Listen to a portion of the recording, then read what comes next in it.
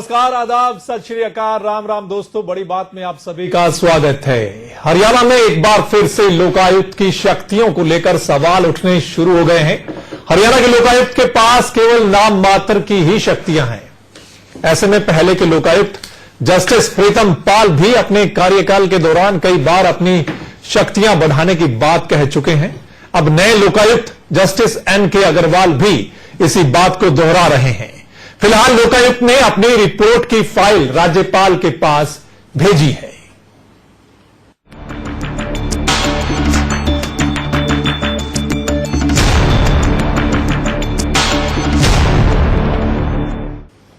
तो हरियाणा के लोकायुक्त नवल किशोर अग्रवाल को शिकायत है। अपने पद की शक्तियों को लेकर लोकायुक्त सहमत नहीं है।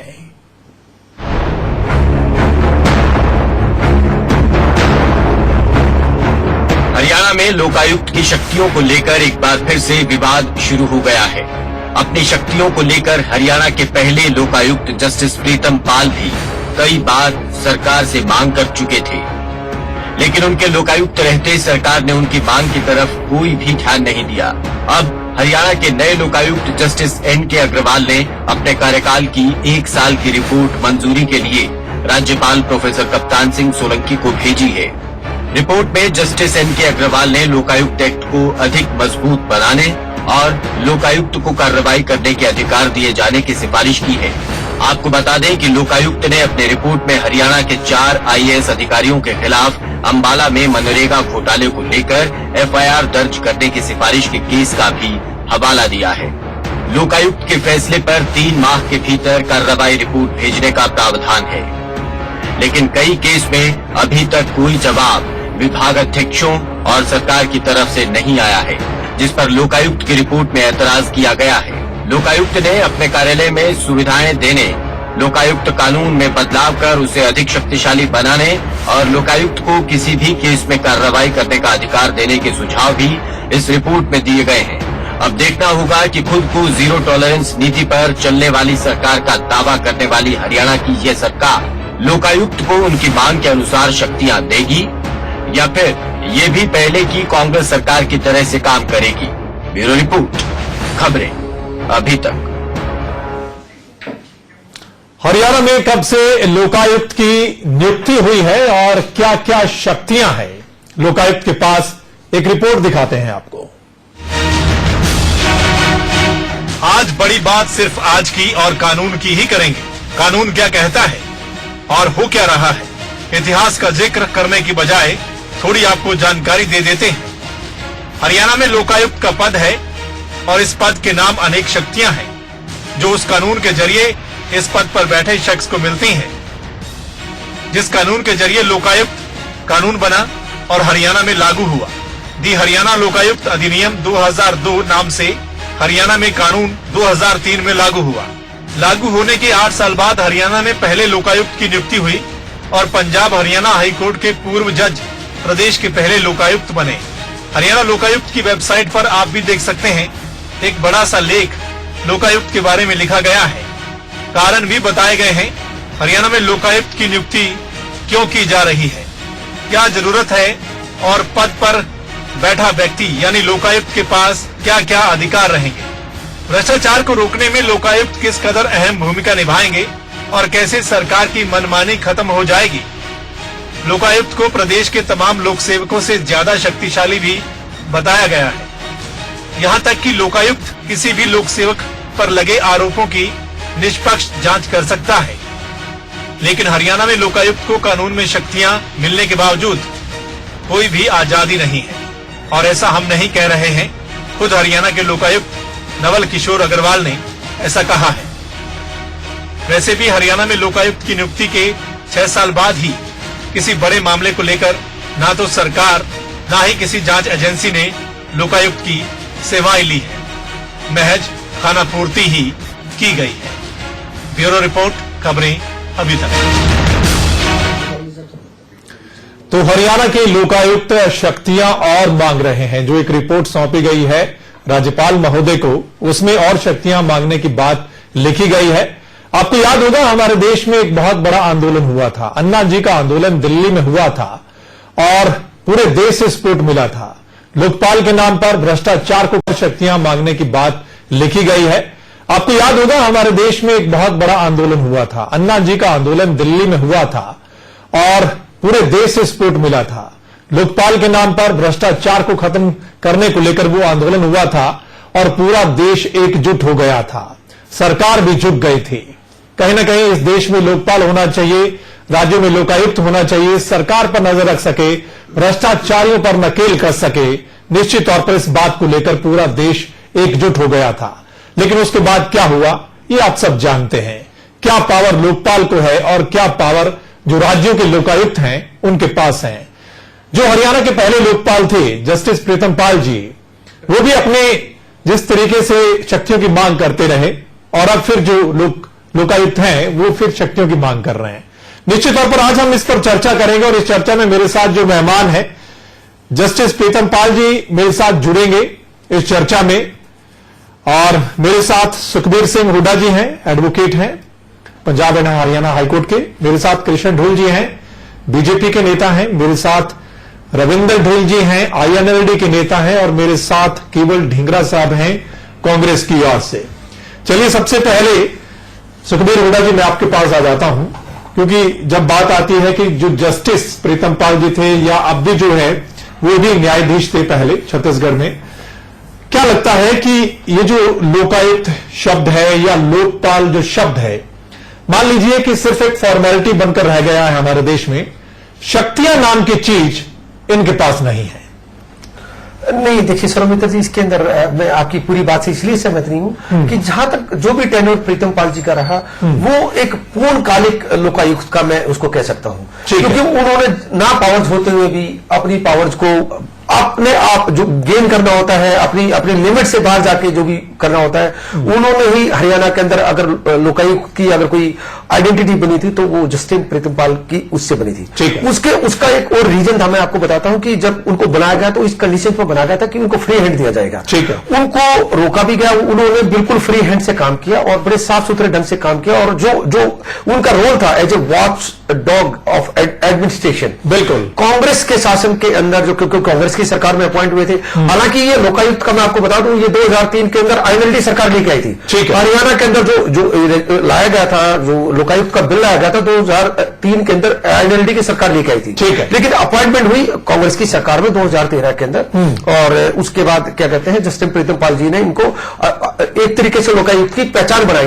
उन्होंने ही उन्होंने देखा कि ये सिस्टम किस तरीके से ये एडमिन के लोग काम कर रहे हैं कि यहाँ पे इन पावर से काम नहीं चलेगा। तो he was the first man जिन्होंने इसको हाईलाइट किया। चलिए, उन्होंने हाईलाइट तो किया था और कहीं ना कहीं पावर का इस्तेमाल भी किया था। वो मामला भी हम आपको बताएंगे जिसमें काफी चर्चा में रहा था, CD वाला मामला, जो INLD ने कुछ नेताओं की CD बनाई थी, उस पर भी जो स्टेप्स उन्होंने लिए थे, निश्चित तौर पर पूरे देश में, पूरे राज्य में उसकी चर्चा भी हुई थी। चलिए केवल ढींगरा जी आपके पास आता हूं। आपकी सरकार थी उस समय जब जस्टिस प्रीतम पाल जी थे, उन्होंने फ्री हैंड मांगा था, लेकिन फिर भी कहीं ना कहीं सरकार जो थी वो इतनी पावर नहीं देती है कि जो कुछ उन्होंने रिकमेंड कर दिया, जो कुछ कहा, उनको सरकार इतनी आसानी से मानती नहीं है। जो भी सिफारिशें की जाती हैं, उस समय भी ये भी आपकी सरकार, मतलब एक तरीके से आरोप लगे आपकी सरकार पर भी कि जो लोकायुक्त है उसको पूरी शक्तियां नहीं दी गई हैं, कहीं ना कहीं वो फ्री हैंड काम नहीं कर पा रहे हैं। क्या कहेंगे इस पे? नहीं, देखिए, उस समय जब उनको लोकायुक्त कांग्रेस की सरकार एक्स CM भूपेंद्र सिंह हुड्डा जी ने बनाया जी, तो आप ये देखेंगे उन्होंने अगर CD वाला मसला उजागर किया तो वो एक उनकी शक्तियों का उन्होंने प्रयोग किया, इसीलिए उन्होंने मतलब अपना वो किया। उसमें उनको ना शक्तियां देना तो कोई वो मकसद रहा ही नहीं, उनको शक्तियां दी गई। ठीक है। लेकिन अभी जो लोकायुक्त ने सवाल उठाया, मैं उस पर जाना चाहूंगा कि उन्होंने ये कहा कि मुझे और शक्तियां मिलनी चाहिए। तो शक्तियां जो मिलनी चाहिए, तो ये वही सरकार है जो अन्ना जी के आंदोलन में इन्हीं के लोग थे, चाहे वो बाबा रामदेव थे, चाहे वो इन्होंने गवर्नर लगाई है, चाहे वो जो अपना किरण बेदी थी, चाहे वो बीजेपी के एनके अभी वो मिनिस्टर है एक इनके जो आम आदमी पार्टी से बीजेपी में ज्वाइन करे थे, क्योंकि ये मिले जुले लोग हैं सारे, वही अन्ना के आंदोलन में थे, वही आज बीजेपी में है। लेकिन मैं ये पूछना चाहता हूं इनसे कि ये शक्तियां क्यों नहीं, ये तो इस चीज की आवाज उठाने वाले लोग हैं और यही शक्तियां नहीं दे रहे, तो ये बड़ा दुर्भाग्य है देश का कि यही लोग इस तरह की आवाज की बात करते हैं। हमने तो लोकायुक्त बनाया था क्योंकि जब हमारी सरकार थी तो ये लोग इसकी आवाज उठाते थे ऊंची से कि हम इस समय ये काम नहीं हो रहा, लोकायुक्त लगना चाहिए।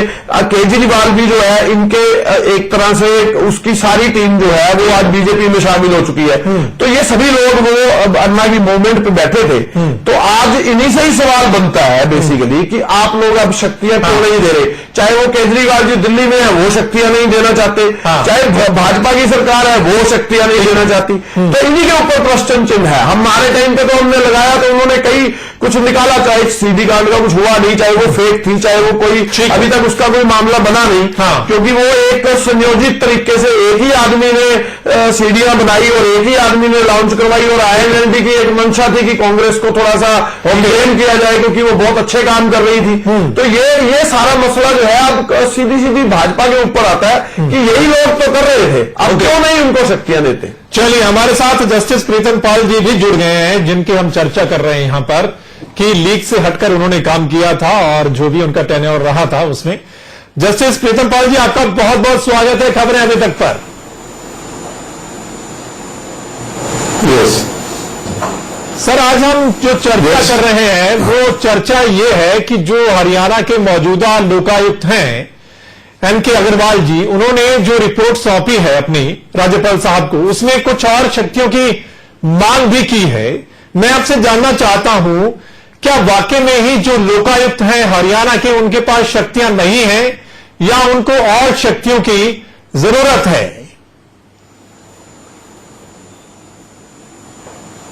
देखिए सर्वमित्र जी, मैं 5 साल लोकायुक्त रहा हरियाणा का जी, और अब मिस्टर जस्टिस NK अग्रवाल जी हैं। हाँ, मैंने भी अपनी 5 रिपोर्ट्स जो गवर्नर साहब को भेजी थी उनमें शक्तियों के बारे में लिखा था कि अगर वाकई में ही सरकार की मंशा है कि इस इंस्टीट्यूशन को स्ट्रांग बनाया जाए और जीरो टॉलरेंस हो करप्शन की तरफ जी, तो कुछ शक्तियां दी जाएं। और ये अब अग्रवाल साहब ने भी लिखा है। लेकिन मैं ये समझता हूं कि सरकार चाहे वो पहले कांग्रेस की थी चाहे अब ये बीजेपी की है, दोनों समय में कोई सरकार ने कोई सीरियसनेस नहीं दिखाई, इसमें कोई गंभीरता से नहीं लिया। लोकायुक्त की रिपोर्टों को गवर्नर साहब ने तो उसको मार्क कर दिया सरकार को कि देखे इसको। लेकिन एक बात मैं यहां जरूर कहना चाहूंगा कि हमारा जो हरियाणा लोकायुक्त एक्ट है जी, उसमें बाकी स्टेटों की निस्बत खासतौर से जैसे पंजाब हमारा एडज्वाइनिंग है, हिमाचल है, इनसे भी कहीं अच्छा हमारा एक्ट है। ओके, लेकिन इसके तहत जितनी भी रिकमेंडेशंस की गई उन रिकमेंडेशंस को भी सरकार गंभीरता से नहीं लेती। अब ये क्यों नहीं लेती ये तो आप ज्यादा समझ सकते हैं इस बात को। लेकिन जो एक रिकमेंडेशंस की हैं बड़ी मेहनत के बाद, उसको एविडेंस कलेक्ट करने के बाद जी, और उस रिपोर्ट को, उस रिकमेंडेशंस को ऐसी सरकार के पास लंबे समय तक पड़े रहें तो उसका कोई औचित्य नहीं मैं समझता कि इसमें इसको लंबा किया जाए। लोगों ने जो कंप्लेनेंट, जो गरीब, जो विक्टिम्स हैं, हाँ, उन्होंने अल्टीमेटली हाई कोर्ट में जाके शरण ली और हाई कोर्ट के आदेश पर फिर वो उनकी FIR दर्ज हुई है या उसमें आगे कार्रवाई हुई है जी। तो ये रिकमेंडेशंस पर भी एक गंभीरता से सरकार को सोचना चाहिए कि वो रिकमेंडेशंस कोई वैसे नहीं है जी। वो एक जो एक हाई कोर्ट जज रहे हैं, जो उनको लोकायुक्त बनाया गया, बनाया भी चीफ जस्टिस ने बनाया, चीफ मिनिस्टर ने बनाया, अपोजिशन लीडर ने बनाया, स्पीकर ने बनाया, गवर्नर ने बनाया, सबकी जब यूनानिमस रिकमेंडेशन उसको बढ़ाने में है तो उसकी बात को सुनना भी चाहिए, गंभीरता से भी लेना चाहिए। बिल्कुल बिल्कुल, निश्चित तौर पर मैं आपके पास आऊंगा एक बार। ये रिकमेंडेशन ये बिल्कुल बिल्कुल, निश्चित तौर पर आपका हमारे साथ जुड़ना आज बहुत अहम है, क्योंकि आप रहे हैं और आज जो हम चर्चा कर रहे हैं वो शक्तियों की चर्चा ही कर रहे हैं। क्यों नहीं दी जाती? जब लोकायुक्त लगाया गया है तो क्यों नहीं पावर्स दी जाती? यह खाली फॉर्मेलिटी है। हमारे साथ कृष्ण ढूल जी बैठे हैं जो मौजूदा सरकार के प्रवक्ता हैं। ढूल साहब, आपके पास आता हूं। जीरो टॉलरेंस की बात आपकी सरकार करती है, उसके बावजूद भी लोकायुक्त शक्तियों की मांग करता है कि उसके पास शक्तियां नहीं है। वो सरकार अब दे ना दे उसके ऊपर निर्भर करता है। हालांकि जो एक्ट है, जस्टिस प्रीतम पाल जी ने कहा कि वो बहुत अच्छा एक्ट है हमारे हरियाणा का, उसके बावजूद भी अगर लोकायुक्त शक्तियों की मांग करे तो इससे बड़ी विडंबना या दुर्भाग्य की बात राज्य के लिए क्या है? देखिए सौमित्र जी, एक्ट के लिए तो मुझे लगता है कि यहाँ खुले मन से मुझे तारीफ करनी चाहिए इंडियन नेशनल लोकदल की पार्टी की, क्योंकि उन्होंने उस वक्त 2003 में इस एक्ट को वो लेके आए थे। ठीक है, बिल्कुल। तो उन्होंने और जस्टिस प्रीतम पाल जी ने उन्होंने इस चीज को माना है कि हमारा जो एक्ट बना हुआ है वो अन्य साथ लगते प्रांतों के मुकाबले काफी मजबूत है। बिल्कुल।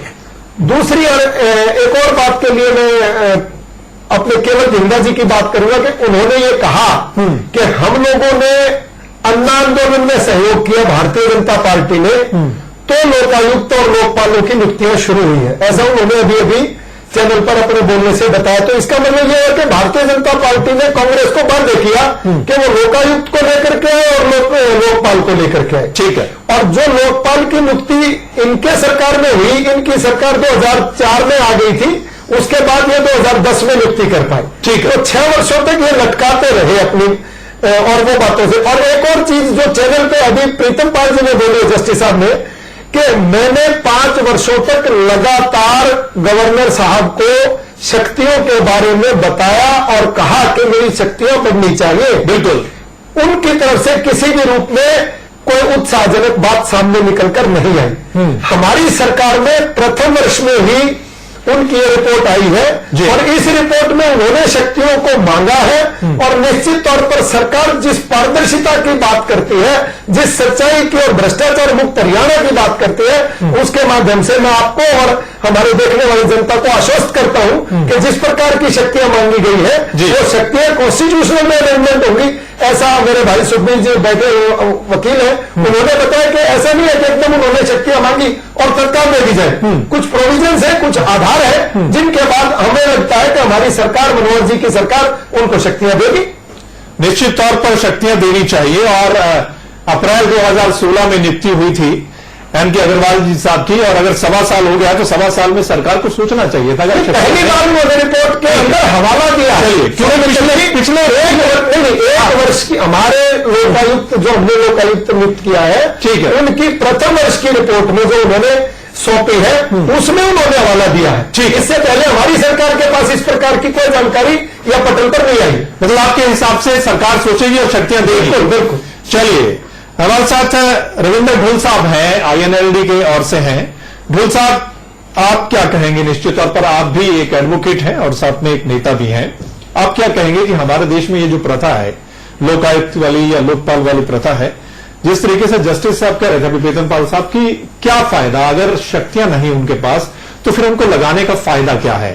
लेकिन उसके बावजूद भी जस्टिस प्रीतम पाल ने जो स्टेप उठाए थे वो तो आपको याद ही है, क्योंकि आपकी पार्टी ने जो कंप्लेंट्स की थी उस पर बहुत अच्छे स्टेप जस्टिस प्रीतम पाल जी ने लिए थे।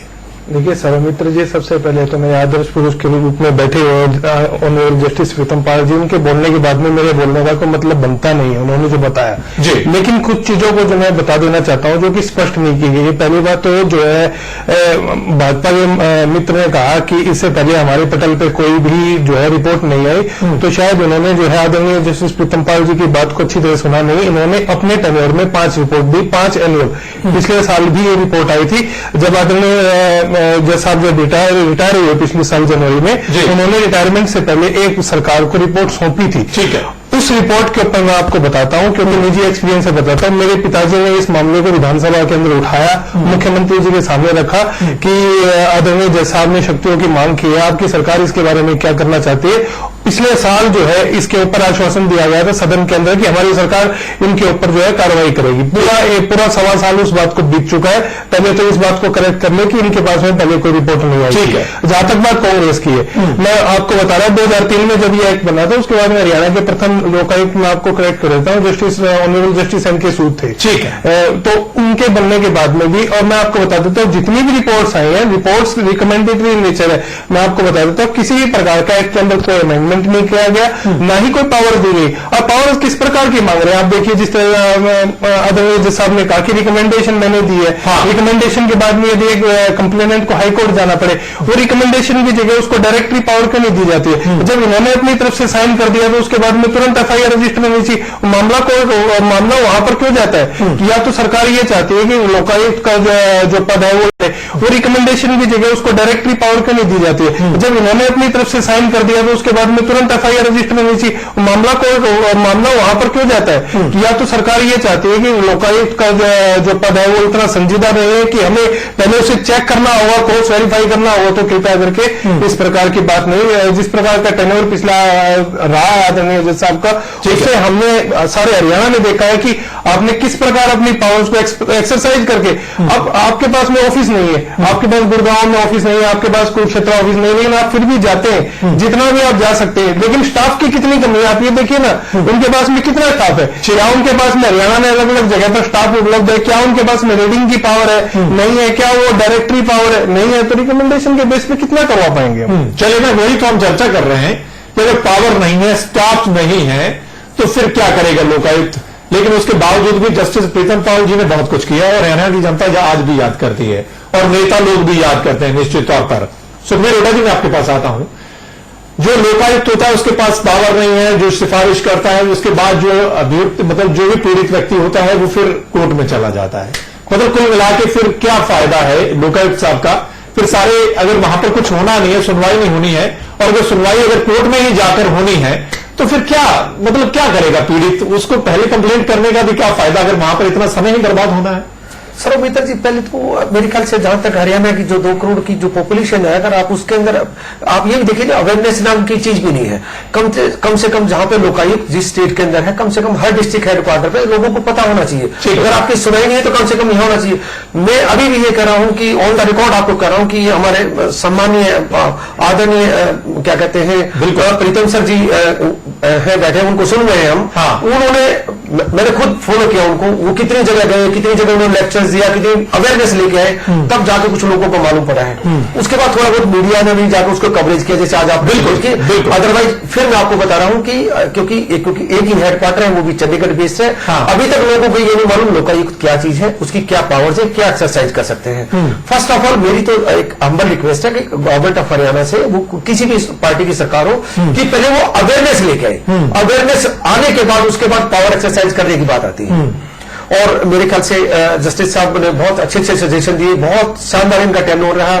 और अब सरकार का समय आ गया, अब सरकार हैज टू एक्ट। सरकार ने इतनी अवेयरनेस लानी चाहिए कि जैसे वो अपनी बेटी बचाओ बेटी अभियान के तहत लेके आ रहे हैं, और उनके बहुत सारे प्रोग्राम थे, अगर लोकायुक्त को भी उस तरीके से लेके आएंगे तो मेरे ख्याल से ये बहुत अच्छा, क्योंकि लोकायुक्त साहब माननीय जज साहब कह रहे हैं कि हरियाणा का is one of the best in this region. तो आई थिंक अब सरकार की जिम्मेवारी बनती है कि इसको शहर टू शहर, गांव टू गांव लेके जाए। बिल्कुल, सरकार की जिम्मेदारी बनती है निश्चित तौर पर। और सरकार को अगर अच्छा दिखाना है, अपने आप को भी जनता के बीच में अच्छा दिखाना है, तो निश्चित तौर पर लोकायुक्त को शक्तियां देनी चाहिए। अब देखना होगा निश्चित तौर पर कि बीजेपी सरकार अब जो मौजूदा लोकायुक्त हैं, वो जो सिफारिश उन्होंने की है या शक्तियां मांगी है, उसके ऊपर क्या संज्ञान लेती है। जस्टिस प्रीतम पाल जी, मैं एक बार फिर आपके पास आता हूं। आप खुद कह रहे हैं कि शक्तियां नहीं है, आपने भी 5 रिपोर्ट सौंपी, आपने भी शक्तियां मांगी, नए लोकायुक्त साहब भी शक्तियां मांग रहे हैं। अगर सरकार शक्तियां नहीं देती तो फिर औचित्य क्या है इस पद का? क्या खाली बैठकर समय वक्त बर्बाद करना है? पैसा जो सरकार का बर्बाद होता है वो बर्बाद होता है निश्चित तौर पर। और फिर ऐसे में लोकायुक्त क्या करेगा? अगर शक्तियां या सिफारिश से कुछ नहीं होता है तो फिर लोकायुक्त क्या करेगा? देखिए, ऐसे है कि एक्ट के अंदर ये प्रावधान है कि विद इन 3 मंथ्स जो रिकमेंडेशंस है उस पर एक्शन टेकन रिपोर्ट सरकार को वापस भेजनी होती है। जी। कि उसकी रिकमेंडेशंस पर क्या उन्होंने एक्ट किया है। अल्टीमेटली मैंने ये महसूस किया है अपने 5 साल के टेन्योर में कि सरकार कुछ मामलों में एक्शन लेती है जो, लेकिन वो बड़ा एक डाइल्यूट करके, उसको बड़ा माइल्ड करके रिकमेंडेशंस की है कि इसमें मेजर पनिशमेंट मिलनी चाहिए पब्लिक सर्वेंट को, क्योंकि इसमें बड़ा घोटाला है, एक बहुत बड़ा फ्रॉड हुआ है, उसकी सारी फाइंडिंग दे के डिटेल में, और उसमें मेजर पेनल्टी उसको रिकमेंडेशन की है, लेकिन वहां सरकार ने माइनर पेनल्टी दे के उसको, अफसर को भी बचा लिया और उस पब्लिक सर्वेंट को भी उसने सेव किया है। ठीक है। तो उसकी जो मंशा है ना, जो ये एक विल होनी चाहिए सरकार की to cut the corruption, to put the nail on the corruption, वो एक विल, जब तक एक वो इच्छा शक्ति नहीं होगी, विल पावर नहीं होगी, ठीक है, तब तक अगर विल पावर है तो मैं कहता हूं उसकी रिकमेंडेशन ही काफी है। अगर कोई जरूरी नहीं है कि इसमें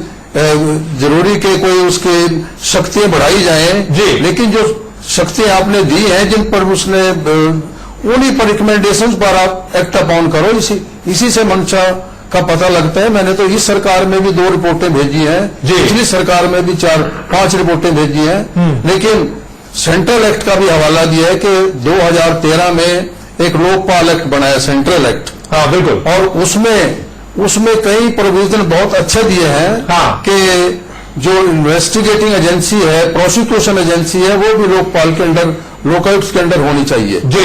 जब सेंट्रल एक्ट ये बन चुका है, वो मैंडेटरी है कि उसको भी स्टेट्स उसको ध्यान में रखते हुए अपने एक्ट के अंदर वो प्रावधान बड़े आराम से कर सकती हैं। ठीक है। उसका भी मैंने हवाला दिया कि सेंट्रल एक्ट बन गया है, उसके बेसिस के ऊपर ये 2-3 बातें अगर इसमें इंसर्ट कर दी जाएं, वो प्रोसिक्यूशन एजेंसी और इन्वेस्टिगेटिंग एजेंसी लोकपाल के अंडर कर दी जाए और एक कंटेम्प्ट ऑफ कोर्ट की पावर एक मिल जाए, तो मैं कहता हूं और कुछ जरूरत ही नहीं है। लोकायुक्त तो इतना स्ट्रांग एक ऐसे इंटेग्रिटी के इंसान को बनाओ कि वो एक ऐसा एक टेरर क्रिएट कर दे करप्ट लोगों के खिलाफ स्टेट में कि किसी की हिम्मत ना पड़े, चाहे कितना बड़ा पॉलिटिशियन है, कितना बड़ा ब्यूरोक्रेट है।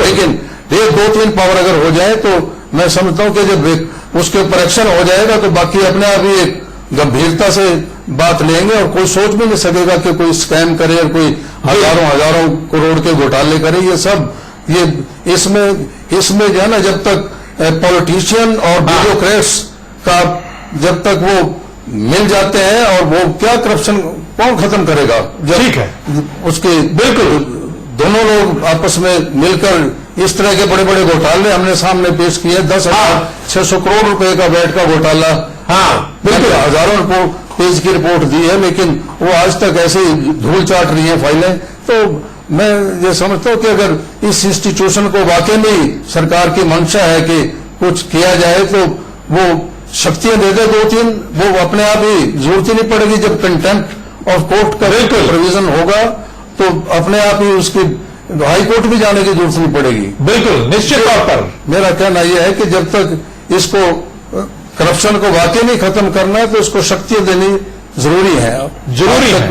सेंट्रल लोकपाल एक्ट आज तक पड़ा है, वो बिल्कुल लागू नहीं हुआ। बिल्कुल जरूरी है। और स्टेट्स में ये एक कॉन्स्टिट्यूशनल रिक्वायरमेंट है, उसको फिलअप कर देते हैं, लेकिन चलो फिर भी जब इस पोस्ट पे आए हैं तो अपने जितना मैक्सिमम बिल्कुल लोकायुक्त अपनी तरफ से करता है और करना भी चाहिए, लेकिन उसकी रिकमेंडेशंस को लाइटली ना ले सरकार, उस पर गंभीरता से विचार करे। ठीक है, मैं आऊंगा एक बार फिर आऊंगा मैं जस्टिस साहब, क्योंकि जो एक ब्रेक का वक्त हो गया हमारे पास, और निश्चित तौर पर अगर सरकार की विल पावर है और एक बहुत बड़ी बात और बड़ी अच्छी बात कही है कि अगर ब्यूरोक्रेसी और नेता लोग आपस में मिल जाएंगे तो फिर भ्रष्टाचार खत्म नहीं होगा। कि सिफारिश की है उसको अगर सरकार नहीं मानेगी तो फिर भ्रष्टाचार कैसे खत्म होगा। और हमारे देश से भ्रष्टाचार का खत्म होना बहुत लाजमी है, क्योंकि इसकी जो भ्रष्टाचार की जड़ें हैं वो वहां तक फैली हुई हैं कि अगर वहां से उनको खत्म करना है, निकालना है, तो लोकायुक्त और लोकपाल को मजबूत बनाना ही होगा।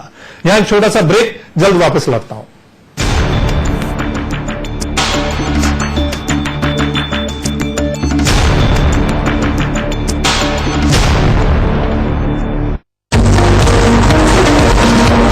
University challenges me with innovation.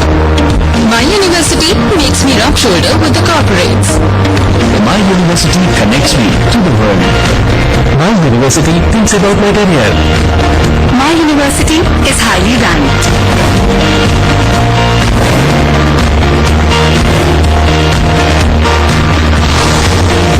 University. Think success. Think MMU. आपकी आवाज, सच और झूठ की पड़ताल,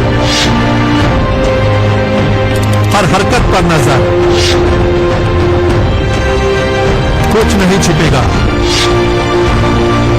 इंसाफ का हथियार, खबरें अभी तक, एहसास सच का।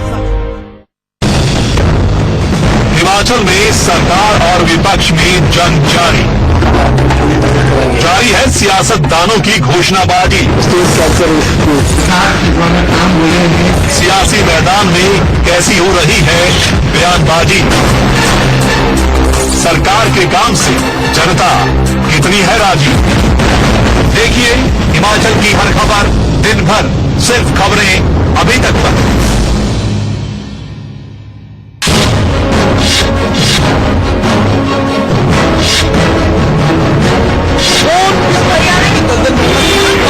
देश की राइलों में फैशन जगह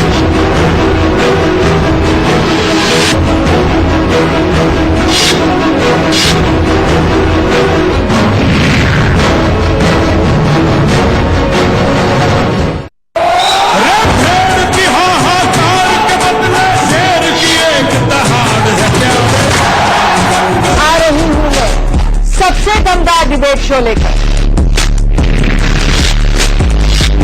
जहां दाव सिर्फ मेरा चलेगा, क्योंकि ये अखाड़ा मेरा। दंगल तो अब शुरू होगा। दम है तो दिखेगा।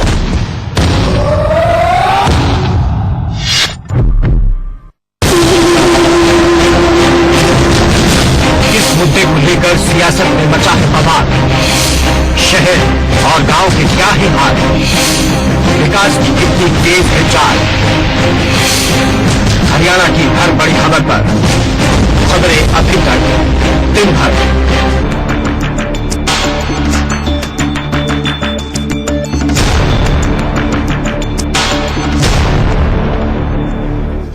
ब्रेक के बाद आप सभी का स्वागत है दोस्तों। चर्चा हमारी जारी है कि लोकायुक्त पावर मांग रहे हैं, शक्तियां मांग रहे हैं जो रिपोर्ट सौंपी है। और हमारे साथ जस्टिस प्रीतम पाल जी भी अभी जुड़े हुए हैं। उन्होंने भी कहा, आपने देखा होगा और सुना भी होगा कि किस तरीके से उन्होंने भी रिपोर्ट सौंपी थी, कांग्रेस के कार्यकाल में भी और बीजेपी के कार्यकाल में भी, लेकिन उन रिपोर्ट्स पर कुछ नहीं हुआ। आज तक शक्तियां नहीं मिली हैं लोकायुक्त साहब को।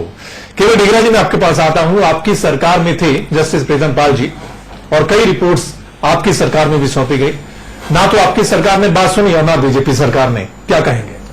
नहीं, देखिए, हमारी प्रीतम पाल जी से पहले भी जो अब एन.के. सूद जी थे वो भी हमारी सरकार के टेन्योर में ही रहे हैं और उसके बाद जो प्रीतम पाल जी रहे हैं, तो इन्होंने जो बात रखी थी उसकी रिकमेंडेशन तो हम ही ने की थी और रिकमेंडेशन गवर्नर के पास गई और उसके बाद जो भी कार्रवाई हुई।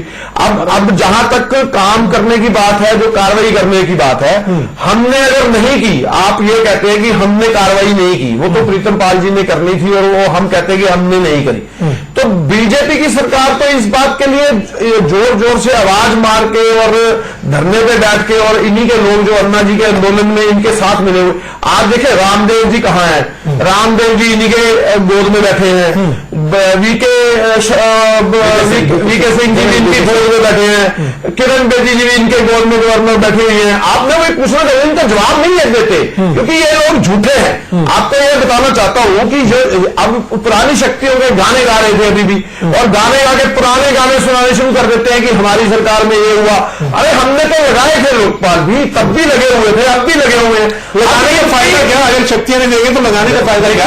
शक्तियां दी हुई थी, उन्होंने अगर शक्तियां नहीं दी होती तो उन्होंने ये कार्रवाई नहीं की होती। अब कार्रवाई भी उन्होंने की थी चाहे वो सीडी वाली बात करते हैं आप, चाहे वो दूसरी बात करते हैं, चाहे उन्होंने मामले की रिकमेंडेशन करी। जहां तक अब भाजपा का सवाल है, ये मुझे ये बता दें कि इन्होंने इतने 2.5 साल के अंदर जो खुद राग लाप रहे थे, इन्होंने कौन सी शक्तियां दे दी इनको? और ये मुझे ये बताने से गुरेज मत करेंगे, ये बात मत करें, पुराना गाना मत सुनाएं कि कांग्रेस की सरकार ने ये किया था, वो हम लोग सुन चुके हैं। जब मोदी जी ने सेंट्रल लोकपाल की बात करी है, तो आज तक क्यों नहीं लगा? क्यों नहीं सेंट्रल लोकपाल बना? क्यों नहीं वहां पे कार्रवाई हुई आज तक? अभी तो प्रीतम पाल जी ने ये बात बताई कि सेंट्रल लोकपाल बना था, कहां बना है, कहां उसको एक्टिवेट किया, कहां लागू हो रहा है। तो इस बात पे तो भाजपा के लोग आएंगे नहीं। और ये जो प्रवक्ता महोदय बैठे हैं, ये तो सिर्फ कांग्रेस की बात करेंगे। अरे भैया, जब अच्छे दिन के वादे लोगों को आप दिखा रहे थे, अच्छे दिनों की बातें कर रहे थे, वो आज धूमिल क्यों हो रही है? आज वो लोगों को क्यों नहीं दिख रही कि अच्छे दिन वो कहां गए? 2.5 साल हो गए, अभी जो बाकी का टेन्योर रह गया, उस दिन भी आप कांग्रेस करते रहेंगे। तो कांग्रेस ने तो अच्छा काम किया था, अब भी करती रहेगी। लेकिन आपकी जो धज्जियां उड़ रही है ना देश में, वो सब लोग देख रहे हैं। आज 10 दिन से फैक्ट्रियां सारी सुधर रही है, बहुत बुरी हालात हो रही है। हमारा केवल गीता आयुक्त की शक्तियों का मुद्दा है काम कर रहे हैं, और उसमें आपकी सरकार ने भी शक्तियां नहीं दी थी, ये सरेआम यहां पर पता लग रहा है निश्चित तौर पर। हमारा केवल गीता आयुक्त की शक्तियों का मुद्दा है काम कर रहे हैं, और उसमें आपकी सरकार ने भी शक्तियां नहीं दी थी, ये सरेआम यहां पर पता लग रहा है निश्चित तौर पर। ढुल साहब कुछ कहना चाहते हैं? रविंद्र ढुल जी। जी देखिए, मैं तो आपको ना 2-3 चीजें बताऊंगा, केवल फैक्ट के ऊपर रहूंगा, फैक्ट से बाहर की मेरी कोई मतलब नहीं है। आदरणीय जज साहब ने एक मामला बताया, वैट रिफंड का मामला जो है, घोटाला जो 10,600 करोड़ का। मैं आपको बता देना चाहता हूँ, कांग्रेस के समय पर यह घोटाला हुआ था। कांग्रेस के समय पर तो ये रिकमेंडेशन दबी रही। मामला जब हाईकोर्ट में पहुंचा, वो भी एक प्राइवेट पिटिशनर लेकर के गया। भारतीय जनता पार्टी की सरकार क्या कर रही है, मैं आपको बता देता हूं कि इनकी रिकमेंडेशन पे अफसोस, मैं बता रहा हूं आपको, अफसोसजनक बात है कि 11,000 करोड़ का घोटाला जो कि उस समय पर एसएस हो गया था। मैं आपको बता देता हूं with full confidence, 1 lakh crore से ऊपर का वो घोटाला है, हरियाणा का सबसे बड़ा घोटाला है वो, जो उस समय पर एसएस हो गया था। उस एसएस घोटाले के ऊपर भी भारतीय जनता पार्टी की सरकार आज तक जो है इंडिपेंडेंट इंक्वायरी जो है अपॉइंट नहीं कर पाई है। ये तो हमारी हिंदुस्तान की, हमारे हरियाणा की अनफॉर्चुनेट सिचुएशन है। बात नंबर 2 जो ढिंगरा साहब ने नहीं बताई, मैं थोड़ा सा उसके आगे बता देता हूं। लोकपाल एंड लोकायुक्त जो एक्ट जो केंद्र वाला आया था, उसके तहत जो है केंद्र में अपॉइंटमेंट करनी थी। मैं आपको बता दूं 2013 से अब तक जो है, जो जब से भारतीय जनता पार्टी की सरकार आई है, कोई अपॉइंटमेंट नहीं हुई है। मामला सुप्रीम कोर्ट में चला हुआ है। मैं आपको बता दूं, सुप्रीम कोर्ट में मामला चल रहा है। सुप्रीम कोर्ट ने बाकायदा कहा है कि आप मजाक मत करिए, ये कह रहे हैं हमारे पास में विपक्ष का नेता नहीं है, इसलिए हम अपॉइंट नहीं कर सकते।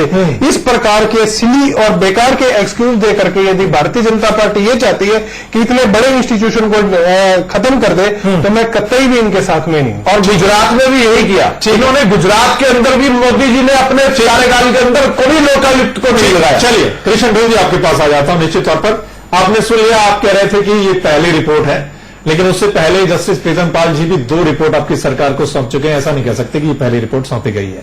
एक तो ये बात, दूसरा कि जब मिल जाते हैं तो कैसे होगा अगर ब्यूरोक्रेट। अभी जो ताजा मामला था जो मनरेगा वाला अंबाला की बात है कि 4 आईएएस के खिलाफ जो सिफारिश की गई एफआईआर दर्ज करने की, उसके ऊपर आप एक और आईएएस की कमेटी बनाते हैं कि वो देखेगी। भाई पहले जब आईएएस की कमेटी ने बोल दिया कि ये दोषी, एक तरीके के दोषी हैं, तो उसके बाद भी आप उनको क्या बचाने के लिए ऐसा कर रहे हैं कि एक और आईएएस की कमेटी बना रहे हैं? आईएएस को कैसे दोषी ठहराएगा? नहीं, एक तो देखिए, अभी जब जस्टिस प्रीतम पाल जी बोल रहे थे तो उन्होंने निश्चित तौर पर पुराने समय के कुछ घोटालों का जिक्र किया था जी। और केवल ढिंगरा जी भी बोल रहे थे जोर जोर से, कुछ थोड़ी सी बातों को बता करके अच्छे दिन आएंगे जाएंगे। तो जो घोटाले हुए हैं 2.5 वर्ष के कार्यकाल के दरमियान हरियाणा सरकार में आज तक किसी भी मंत्री का किसी भी रूप में कोई भी बात सार्वजनिक तौर पर नहीं आई है, जिससे कि जो हमने वादा प्रदेश की जनता से किया था और पूरे देश की जनता से मोदी जी ने किया था कि हम भ्रष्टाचार मुक्त शासन देंगे, वो हम पिछले 2.5-3 वर्षों में देने में कामयाब रहे। कार्रवाई की आपने घोटाले के ऊपर, जो घोटाला अगर हुआ था तो क्या कार्रवाई की आपने? आप कहते हैं उस समय हमारे टाइम पे घोटाला हुआ, मैं आपको एक पूछना चाहता हूं, इतिहास गवाह है क्या कार्रवाई करी आपने? जो आपने हरियाणा जलाने के सिवाय और क्या कार्रवाई की आपने? कानून जांच की लड़ाई में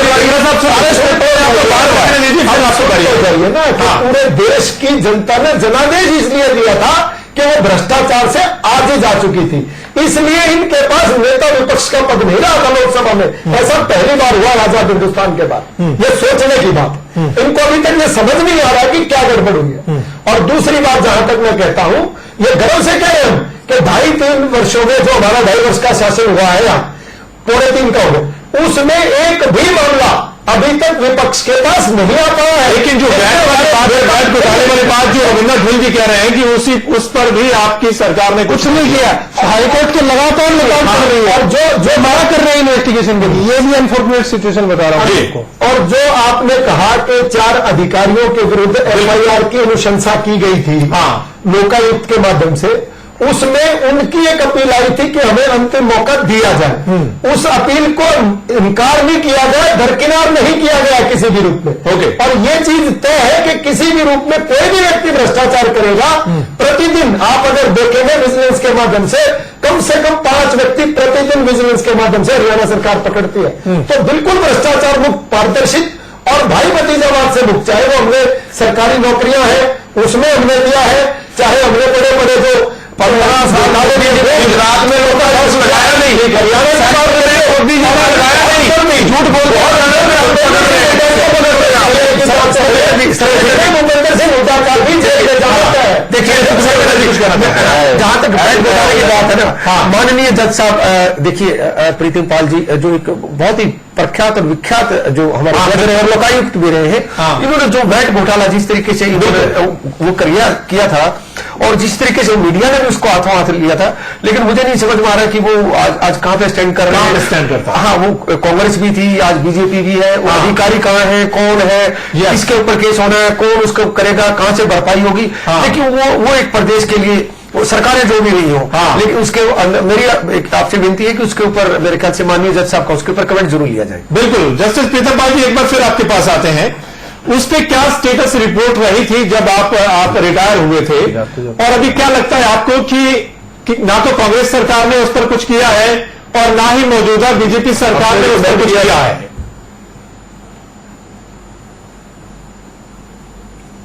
नहीं, उसमें जो मैं न्यूज आइटम से मेरे को पता लगता है कि उसमें जो कंप्लेनेंट पार्टी थी वो उन्होंने हाई कोर्ट में जाके उसकी पिटीशन फाइल की है कि इनकी रिकमेंडेशंस को इम्प्लीमेंट करवाया जाए और केस रजिस्टर किया जाए। जी, ये तो सिर्फ एक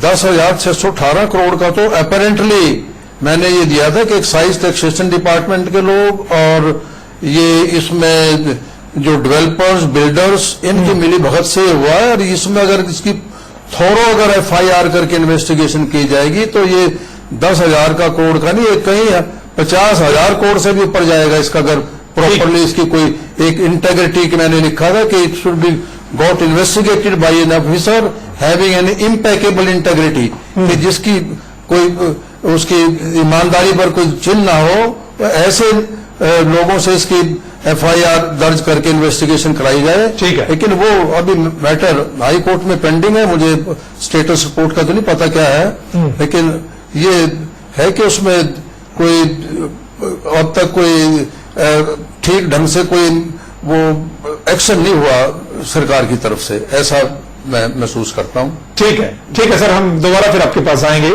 निश्चित तौर पर आपने सुन लिया कृष्ण ढोल जी कि उस पर कुछ नहीं हुआ है, और मैं ये भी जानने की कोशिश करता हूं कि जब जीरो टॉलरेंस की बात आप कर रहे हैं तो क्यों नहीं शक्तियां दे देते हैं? जब आपके जिस तरीके से कांग्रेस वाले आरोप लगा रहे हैं कि जो अन्ना के साथी थे वो आपकी पार्टी में इस वक्त हैं, अब वो क्यों नहीं बोलते हैं कि लोकपाल होना चाहिए या लोकायुक्त भी होना चाहिए और उसकी शक्तियां भी होनी चाहिए? देखिए, केवल जी को थोड़ा सा हजम नहीं हो रही सारी बातें, और जो बार बार वो कह रहे हैं कि कुछ लोग हमारी गोद में बैठ गए, उनके भी तो 2 केंद्रीय मंत्री हैं, राव इंद्रजीत जी, वीरेंद्र सिंह चौधरी, वीरेंद्र सिंह जी वो हमारी सरकार में केंद्रीय मंत्री हैं। तो अब उनको क्यों नहीं रोका? वो भी तो आपके हाथ में है। राजनीतिक तौर पर चुनावी माहौल में जो आपसे आज ही जा चुका होता है, जो आपने से आज ही जा चुका है, मुद्दे में आपने कहा ना बड़े बड़े आप लोकपाल, आपने कहा कि अन्ना आंदोलन के किरण बेदी लोकपाल जनरल के से बात कर रहा हूँ, लोगों ने कहा कि आपकी नीतियों में खोट होगा, तभी तो 2 बड़े दिग्गज हरियाणा से, और विनोद शर्मा जी जो आपके भूपेंद्र सिंह की बात, तो निश्चित तौर पर आपकी नीतियों में तो कमी थी। तभी तो मोदी की बात नहीं, सुनिए आप एक बार राजनीति बात करो, क्योंकि आपने उसके साथ राजनीति मैंने लोकपाल की बात करी है, वो सारे लोग तो हमारे पास आएगा, क्योंकि आपको लगता था आपकी सरकार में तो लोकपाल नहीं बन पाएगा। और दूसरी बात जो मैं कहना चाह रहा हूं कि जो वैट घोटाले की बात की है, उस वैट घोटाले में आखिरी रिपोर्ट कहां स्टैंड करे अभी मेरी जानकारी में ये चीज नहीं है, लेकिन निश्चित तौर पर जो शक्तियां बढ़ाने की बात की गई है उस पर हरियाणा सरकार बिल्कुल अमल करेगी और शक्तियों को बढ़ाने की बात पूरी तरह से जायज और वाजिब है, उस पर बिल्कुल उनका दो रिपोर्ट तो उन्होंने सौंप दी, एक रिपोर्ट इन्होंने सौंप दी, फिर कब बढ़ेंगी शक्तियां? अभी जो आगामी जिस प्रकार सरकार सोचेगी, मनोहर जी के पास जैसे अभी प्रीतम पाल जी ने भी बताया कि वो रिपोर्ट जो है गवर्नर साहब से सरकार को चली गई है, तो जिस प्रकार सरकार उचित कार्रवाई होगी वो जरूर करेगी। विधानसभा में अमेंडमेंट लेकर के आना है, 70 लेकर के आए तो उसके बीच में लेकर के आएंगे। ठीक है, केवल ढींगरा जी इसी पर कुछ कहना चाह रहे हैं। देखिए, ये गुजरात की बात नहीं करते, क्योंकि 15 साल मोदी जी रहे, कहां लोकपाल बना? सेंटर में अब 3 साल हो गए, कहां लोकपाल बना? उसके ऊपर तो ये बात नहीं करते। ये वाला नेता कहां चला गया, वो वाला नेता, इनके ये जो अन्ना मूवमेंट में थे, क्या किरण बेदी नहीं थी? वीके सिंह क्या नहीं थे? अरे इनके ये गोदी में बैठे हैं आपके, इसके बारे में जवाब देना। आप दूसरी इधर उधर की कहानियां डाल के अपना टाइम जाया और लोगों का टाइम जाया मत करें। आप ये बताएं कि ये लोग सारे थे, आज लोकपाल की बात क्यों नहीं करते? मोदी जी आज लोकपाल की बात क्यों नहीं करते? जब मोदी जी ने सारे लोग अडॉप्ट किए तो लोकपाल होना चाहिए था। 15 साल से गुजरात के अंदर लोकपाल क्यों नहीं बना? भारतवर्ष में सेंट्रल लोकपाल क्यों नहीं बना? हरियाणा की लोकपाल की शक्तियां क्यों नहीं दी जा रही? हमने तो हमारे टाइम पे तो लोगों टेन्योर में लोकपाल रहे और उन्होंने रिकमेंड किए। तो उस घोटाले में क्या हुआ? अगर किसी लोकपाल ने घोटाला पकड़ा तो उसके वो तो उन्होंने जाते जाते किया। ये आप पूछ लीजिए इनसे, लोकपाल जी तो बैठे हैं अभी, 2014-15 की ये बात है, तो उसके बाद तो इनकी सरकार आ गई। उसके बाद क्या हुआ आज तक? तो यही लोग तो रिकमेंडेशन करने वाले थे, यही भाग रहे हैं लोकपाल से, यही आज उनको झूठा ठहरा रहे। बीजेपी कांग्रेस का गाना बंद करे। अब ये बताए कि इन्होंने लोकपाल के बीच में सेंट्रल लोकपाल क्यों नहीं लाया? गुजरात में 15 साल से क्यों लिया? आप भी नहीं आया, आपकी बीजेपी की सरकार नहीं आया। झूठ बोलने की राजनीति मत करो, ये टाइम खत्म हो गया। अभी खत्म हो गया।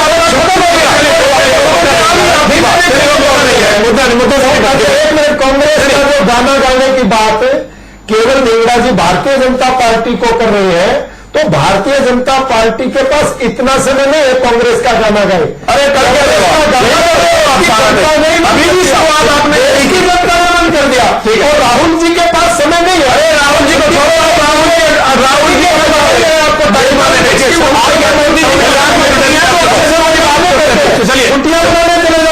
चलिए आपके पास, चलिए ठीक है।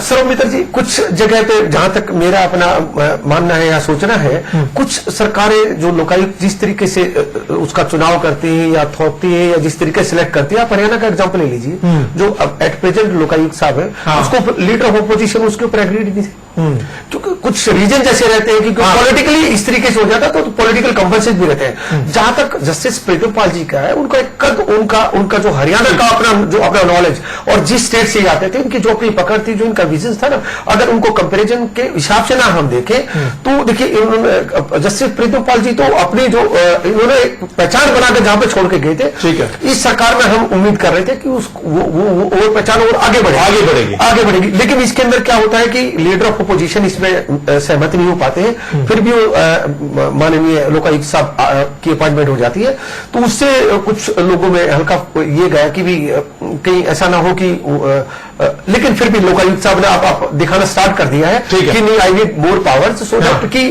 इसके ये एक वॉच डॉग बॉडी है। एक्चुअली पूरे एडमिनिस्ट्रेशन को अगर आप देखेंगे तो वॉच डॉग बॉडी है ये, कि एडमिनिस्ट्रेशन कौन कहां पे गलत कर रहा है, तो इन लोकायुक्त साहब ने भी अप्रूव करना स्टार्ट कर दिया। और माननीय डोल साहब भी कह रहे हैं कि जरूर उसके जो जहां तक पावर्स है तो we should agree. I think ये सरकार तक बात पहुंचाएंगे इसको। ठीक है, जस्टिस प्रीतम पाल जी, एक बार फिर मैं आपके पास आता हूं।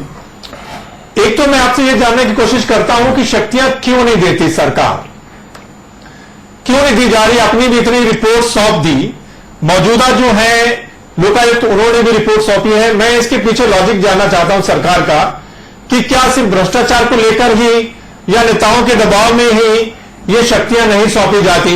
दूसरा, आपने कहा कि हरियाणा का जो एक्ट है वो सबसे बेहतर है, लेकिन कुछ दिन पहले ही पंजाब की जो बात सुनने को मिली है कि पंजाब के मुख्यमंत्री भी अब लोकायुक्त के अंडर आएंगे, जो एक नया वो बिल लेकर आ रहे हैं उसके माध्यम से। तो मैं ही यही जानने की कोशिश करता हूं आपसे कि क्या हरियाणा भी उससे सबक लेगा, या फिर शक्तियां क्यों नहीं सौंपी जाती लोकायुक्त को? देखिए सौरमित्र जी, इस बारे में तो आप मेरे से बेहतर समझते हैं, और जो सारे यहाँ पर नेतागण वकला साहबान बैठे हैं ये भी समझते हैं। मेरे को किसी को बताने की जरूरत नहीं कि क्यों नहीं पावर देना चाहते जी। ये तो एक अपने आप में ये बात इस सारी डिस्कशन से ये निकलती है कि वो अपनी गर्दन कौन फंसाए, लोग उसके हाथ में क्यों देंगे। बिल्कुल, वो उनको सूट नहीं करती ये बातें, या मेरे से ज्यादा मैं नहीं इस पर कमेंट करना चाहता जी। लेकिन मैं एक बात जरूर कहना चाहूंगा अंत में कि मैंने अपनी हर रिपोर्ट के अंदर एक अलग से एक बड़ा स्ट्रांगली एक पैरा उसमें जो इंस्टेंसेस हैं वो साइट करके लिख के दिया है कि सरकार अगर बिल्कुल ही इसको एक जड़ से खत्म करना चाहती है, इसको करप्शन को, बिल्कुल उसके लिए एक वैल्यू बेस्ड एजुकेशन हम शुरू करें। और ये इट में टेक ए डिकेड और सो लगेंगे, इसमें 5 साल 10 साल लग जाएंगे। कोई इट में चाहती है इसको करप्शन को, बिल्कुल उसके लिए एक वैल्यू बेस्ड एजुकेशन हम शुरू करें। और ये इट में टेक ए डिकेड और सो लगेंगे, इसमें 5 साल 10 साल लग जाएंगे। कोई इट में टेक लॉन्ग टर्म प्लान बनाए, ठीक है, कि हमारे जो बच्चे एजुकेशन प्राप्त करके स्कूलों से निकले कॉलेजों में जाएं कि वो उनका वो करेक्टर वाइज इतने स्ट्रांग हों कि उनको करप्शन की करनी तो क्या कि कल वो सोच भी ना सकें। और नेता बने, चाहे वो अफसर बने, ठीक है, चाहे वो कुछ भी बने। लेकिन वो ये बात आज भी मैंने ये महसूस किया कि कुछ ऑफिसर्स जिनसे मैंने इंक्वायरी कराई हैं, ऐसे इतने ऑनेस्ट, पुलिस डिपार्टमेंट में भी ऑनेस्ट आदमी मिले, आपके पीडब्ल्यूडी डिपार्टमेंट में भी एक से ऑनेस्ट आदमी मिला, फूड एंड सप्लाई डिपार्टमेंट में भी ऐसे रिटायर्ड लोगों से इंक्वायरियां कराई हैं कि दोनों पार्टियां सहमत हो जाती थी कि जी फलां आदमी से आप इंक्वायरी कराओ, वो दूध का दूध पानी का पानी कर देंगे। बिल्कुल। तो फिर मैंने उसकी बैकग्राउंड क्या देखी कि उनकी जब उनके परिवार के संस्कार, उनके स्कूल के संस्कार ऐसे बने हुए थे कि उन लोगों ने अपना जीवन बड़ा एक बेलाग और बेदाग जीवन, ठीक है, वो उन्होंने व्यतीत किया और उसी से अपनी काम को, अपनी ड्यूटी को अंजाम किया। चाहे वो नेता, आज भी कुछ नेता ऐसे हैं, एक्सेप्शंस आर देयर, कि जिनकी तरफ मैं समझता हूं कि कोई करप्शन वाइज, मैं इस कहने में मैं बिल्कुल नहीं समझता अपने के आज के मुख्यमंत्री भी मैं कहता हूं कि वो उसकी तरफ जहां उनकी ऑनेस्टी का, इंटेग्रिटी का सवाल है, मैं उस, और एक दो और मंत्री भी हैं, एक दो कि जिनको मैं कह सकता हूं कि वो अपरेंटली के शायद उनके प्रति भी कोई उंगली नहीं उठा सकेगा। लेकिन ये चीजें कहां से आई? ये आई है उनके फैमिली के संस्कार से, बिल्कुल से।